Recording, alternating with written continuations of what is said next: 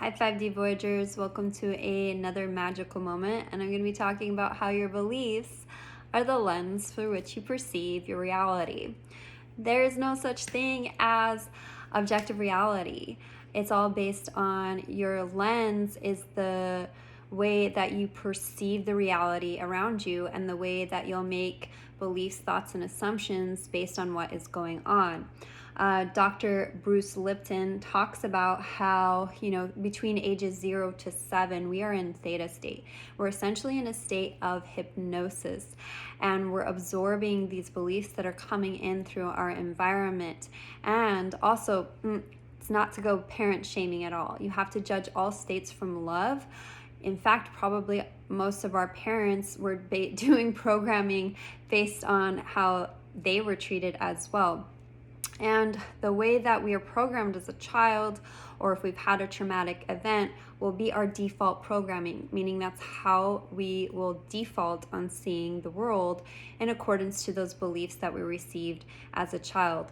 A very beautiful thing. You can change your beliefs at any time and in any age.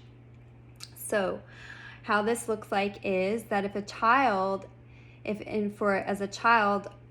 you develop, you're treated as though you are loved and valued, will develop the belief that you are loved and wanted. On the contrary, those who are abused or neglected will develop the belief that they are unworthy and unwanted. And this specifically shows up in our relationships with other people. We will tend to perceive any kind of situation in light of if we were either loved and valued, if love was safe, if love was normal for us, if love was easy, or if we were unwanted and unworthy, then love isn't good enough for me. I have to change something for myself. I have to earn love. Love is hard work. Love isn't safe. Love leaves me. I'm going to give this more specifically in terms of maybe something that we've all experienced, quote unquote ghosting, which is essentially, I think that term should be removed altogether, but it's essentially how you're perceiving it is based on your own beliefs you hold about yourself. If you've been abandoned as a child, if love has lost you, if you've experienced traumatic loss, then a form of ghosting will feel like micro abandonment to you. So somebody who wasn't wanted, who felt unworthy, will look at a situation when somebody doesn't respond back to you and be like, they don't want me, they're ghosting me, they're excluding me, they're leaving me out, they're being so rude, hateful, hurtful, etc. It will cause pain for them because it's pushing on those beliefs in your own programming. Somebody who maybe sometimes was loved and sometimes wasn't, and more of a situation of neglect, will look at it like, okay, I'm not a priority, but this person will get back to me whenever they're ready. Somebody who is loved, wanted, and valued will be like, oh, damn, I forgot they didn't even message me back. They ain't ghosted me. I just left them goddamn speechless. And you see the difference there. And all of them are true based on the lens that have been created from them based on their beliefs. It's very simple and easy to start to change your beliefs. Where I think the spiritual communities goes wrong is this term alignment. And in thinking that alignment means that you're happy or high vibe or joyful or good. And you can feel those things, but underneath the surface are these still beliefs playing out for you, and maybe a little bit of cognitive dissonance. This was something I struggled with as well, because I was doing things to make myself feel better, but not necessarily addressing that core belief or that root belief that was playing out. So there's nothing wrong with feeling high vibe and joyous and wonderful and happy. We totally want to do that. But you can meditate, sage the fuck out of things, and still not be quote unquote in alignment with your desire, because your beliefs are out of alignment. And those beliefs will reproduce feelings, which will create thoughts and assumptions aligning with that belief. So you will perceive the reality based in a way as if you are wanted or unwanted, worthy or unworthy, powerful or powerless, victim or champion.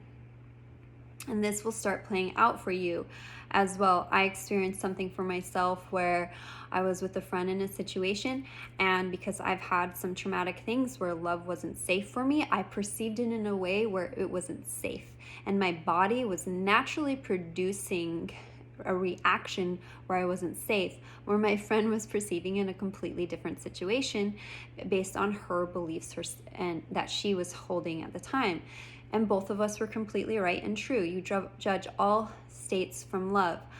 There are many natural ways to identify your limiting beliefs. The fears, the doubts, the anxiety, stop trying to bypass it. Accept it. Don't try and get rid of it. It's a beautiful messenger for you. Go further into it and start to journal. Like, my favorite way is to journal what it's saying. Journal what it is saying to you, and then you'll be able to start to identify the beliefs. A lot of times, like, this repetitive obsessive thing will be going on. I'm not wanted. I don't feel good enough for this job. I don't feel good enough for this person. I need to change something about myself. Really look at what that belief is saying, because it's perceiving the way that you're influenced in your reality. The other things that our beliefs will do, because if we've experienced something that love isn't safe, it will modify, the beliefs will modify our behavior to keep us safe, but maybe dissatisfied. And it will unconsciously be doing this to lead us to a place of being, well, love isn't safe, so I'm going to just reject love. I'm going to reject everyone who's loving towards me. I'm not going to be loving towards other people because I want to keep myself safe from love.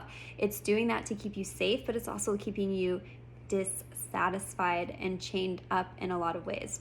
Another way where this plays out is viewing yourself as either a success or a failure. If underneath it all you view yourself as a failure, you will manifest behaviors automatically to align with that belief. You will get started on a project and then procrastinate. Then you'll go in another direction, or you give up on it completely. The way you'll talk about things will be from a point of failure, and you'll be aligning with failure. If you're a success, if you believe and hold yourself as an everlasting success, then you'll be manifesting behaviors in alignment with that, where even if you experience rejection, obstacles, or resistance, you'll just be like, it's okay, I just keep doing it. That's the biggest thing that yoga taught me as well, is that I'm a success no matter what it looks like at this current moment. All I have to do is just keep showing up. And people who are the most successful, they just don't give up. So I'm looking down at my notes right now. Oh yeah, so love isn't meant for me. That belief is coming from I don't belong, I'm excluded. Love is meant for everybody else, but underneath that is I don't belong, I'm not excluded. So if, growing up you were excluded or bullied, you might be holding the belief that things or love or desires are meant for everybody else except for you. Anyway, I hope this magical moment helped and was playful and fun for you. So leave everybody goddamn speechless in your reality. I love you. I value you. I accept you. We are limitless. So mote it be. As I speak it, I create it. Sealed with a kiss.